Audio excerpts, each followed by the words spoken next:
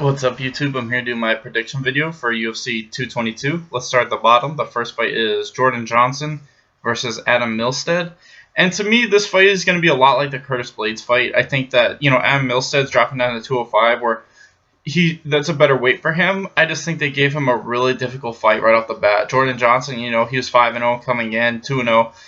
And his wrestling's just been too good for a lot of these lower level guys, and I think it's going to be the same thing. I think his wrestling's going to be too good for this lower level dude, and he's just going to get another dominant decision win. I think that Adam Milstead, unless he catches him really early, I think he's just going to get controlled the whole fight, and I think Jordan Johnson's going to win a unanimous decision. Next is Bryan Caraway versus Cody Stamann, and this fight is really difficult just because Bryan Caraway takes these big gaps in between fights, and I have no idea how good he is at this point. I mean, Cody Stamann, he came to the UFC, he was like 14-1 or 15-0, and he's 2-0. He's really solid up-and-comer at this point, and to me, Bryan Caraway probably should win this fight if it would have happened a couple of years ago, but I don't know where he's at this point. I am going to pick Bryan Caraway, but I won't be shocked at all if Cody Stamann just annihilates him. It's like, I'm just going to hope that he was fixing problems with his game and injuries, but who knows at this point with Bryan Caraway. Like, this is not a safe pick in my opinion, but I just hope that this is going to be a grappling fight, and I think he is the better grappler overall. And in the transitions, I think he's going to catch Cody with a submission, so I got Caraway winning by submission, but like I said, that is not a safe pick. I'm not super confident in that one. Next is Mike Pyle versus Zach Ottawa, and to me, this fight is super close just because Mike Pyle is kind of getting up there in age. I feel like, well, this is another fight. A few years ago, Mike Pyle, I think, would have walked right through Zach Otto. I think Zach Otto, he's 2-2 in the UFC, but those 2 wins were so fucking close, you could argue that he lost both of those. So, he's 2-2, but you could, like I said, make the strong argument that he should be 0-4 at this point. Mike Pyle, he's gone 1-3 or 1-4 in his last 5. He said he's retiring after this fight, which I think is good. I think he's basically 40 at this point. And he's also had like 40-some-odd fights in general. I think that this is, 2 guys who are strikers, but are primarily jiu-jitsu guys in general. I think Mike Pyle is just better overall. Zach Otto is probably faster, but I think as the fight goes, if Mike Pyle can get past that first round, Zach will start to slow down to his speed more. And I think when that happens, Mike Pyle is going to win by knockout or submission. Like I said, I just feel like he's better everywhere. It's just I think Zach's a little faster, and he'll have a hard time keeping up with him in the beginning. But as the fight goes on, I think Mike Pyle is going to win by submission or TKO. Next is CB Dollaway versus Hector Lombard. And to me, I feel like this fight is tailor-made for Hector. I feel like CB's not as good of a striker, and I don't think he's going to be able to take him down. I think as long as Hector paces himself, he should be able to win. To me, CB looked really shitty in his last fight, in my honest opinion. Like, I felt like Ed Herman looked better than him. It's just he couldn't stuff the takedowns. I feel like he's not going to be able to do that in this fight. He's not just going to be able to use his wrestling to hold Hector down. I think that Hector's going to have a big advantage in the striking, and I don't think CB's going to take him down. And I wouldn't be surprised if Hector gets a late knockout. So I got Hector by TKO in like the 2nd or 3rd. Next is John Dodson versus Pedro Mahoz, and my opinion of this fight hasn't changed. I feel like John Dodson's the much better striker. I think his wrestling's better than Mahoz's is. I feel like other than the guillotine, I think John Dodson's better everywhere in this fight. I don't think this fight's going to hit the ground. I think it's going to be a striking fight for as long as it lasts. I think John Dodson's eventually going to win by knockout or TKO, probably in the 1st or 2nd round. Next is Beneil Dariush versus Alexander Hernandez. And Alexander's just a striker pretty much. I feel like, he's a decent up-and-comer, but he's just fighting somebody who's way too good. I feel like this is not a fight that Dariush is going to lose. I think Dariush is going to clinch with him, take him down, and win by submission. I mean, if Alexander maybe had more time to prepare for this fight, I would still not pick him, but he would at least have a better chance.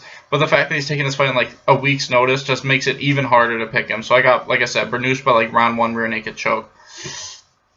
Next is Ashley Yoder versus Mackenzie Dern, and this is another feeding fight. I feel like, Ashley Yoder is 0-2 in the UFC, and she was like 4-1 or 5-1 when she came into the UFC. So, Mackenzie Dern's 5-0, an amazing jiu-jitsu fighter.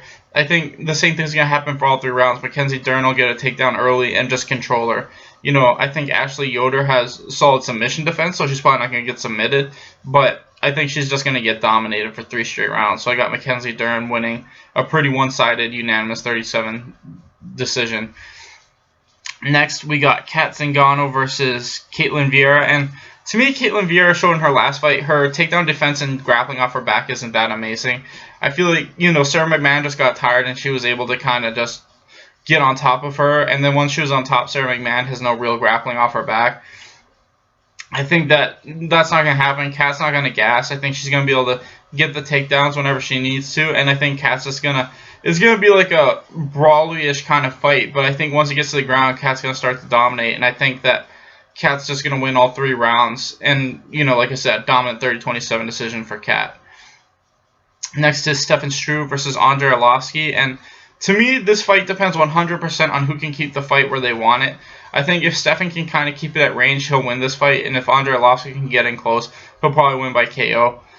Both of these guys have been knocked out quite a bit. And both of these guys, like I said, I think if Struve tried to take it to the ground, that'd be better for him. But I don't know if he can. Andrei's takedown defense is pretty good against good wrestlers. So, I mean, he's not a great wrestler. So, I feel this is going to be a striking fight for as long as it lasts. And to me, the biggest problem is Struve doesn't use his reach that well. And Andrei Arlovski's always been good at... even if he loses, he makes it a fight. And I feel like the fact that that's how it is, I think he's going to get in close to Struve and land an uppercut or something and knock him out. I just feel like Struve doesn't use his reach as well as Andrei Arlovski uses his ability to get in and beat people up. So I think it's going to be a first-round KO. It could go either way. Like I said, if Struve can use his reach well, he'll probably win. But I just doubt it. So I've got Andrei Arlovski. I think he's going to win by first-round KO. Next is Sean O'Malley versus Andrei Sukhumtov. And so Andrei Sukhumtov, I feel really bad for this dude because his first 2 fights, his first fight he took it on super short notice and it was super close and he just barely lost. It was a super close split decision. And then his second fight, I thought he clearly won. He dropped the guy 3 times, but somehow he ended up losing a really close split decision again. I didn't think that one was as close. And then his last fight, he was losing but won by KO, like out of nowhere. So he's got the type of power where you can't count him out. I think he's like 11-4 or 12-4, and all of his wins are like KO. So, Andrei Sukhumtov is one of those guys where he's hard to take down, and he has really great striking and a lot of like unexpected power.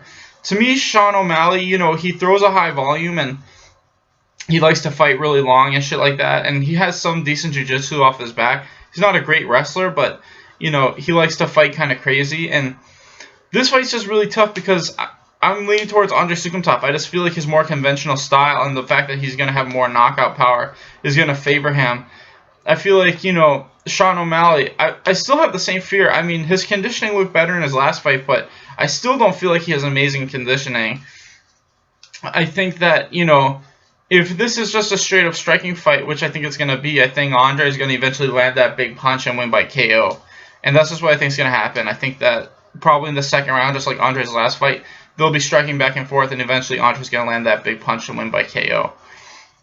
Next, we have Frankie Edgar versus Brian Ortega. And I'm not going to lie, I'm not a huge fan of this fight. I kind of want both these guys to fight Max Holloway, but it's obvious one of them is not going to now. And I think that's going to be Brian Ortega. I think Frankie Edgar is going to dominate this fight. I feel like there's a reason why Brian Ortega has so many third-round finishes, and most of those fights he was losing up until he won, is because overall, Brian Ortega is not the greatest fighter ever. I feel like he just has really great jiu-jitsu, and he can take a punch. I feel like a lot of guys make the same mistake of going to the ground with him, or he gets it to the ground somehow and he's able to submit them. I don't think he's going to be able to do that to Frankie Edgar. I think Frankie Edgar is a high-level black belt too. His submission defense is going to be super solid. And in all honesty, his wrestling's way better, and his foot movement's too good to be caught like how Cub did. Brian Ortega's not just going to clinch with him and fucking muscle him against the fence like he did against Cub. There's no way in hell he's going to do that to Frankie Edgar. Frankie Edgar is going to be moving around too much, and I think Frankie Edgar is just going to dominate it for all 3 rounds and win an easy 30-27 decision. Sucks if you're a Brian Ortega fan, but really, there's a reason why he has so many comeback wins. He's just not that great at pinning people down. Next is Chris Cyborg versus Yana, and I don't know how to say this chick's last name. This fight, in my opinion, is just to give Chris Cyborg a fight. It's obvious what's going to happen. Cyborg's going to dominate this fight. She's the much better striker. Both these chicks are strikers, but Cyborg's the significantly better striker, and Cyborg's going to win by probably second round KO. Anyway, thanks for watching, guys. Please like and subscribe.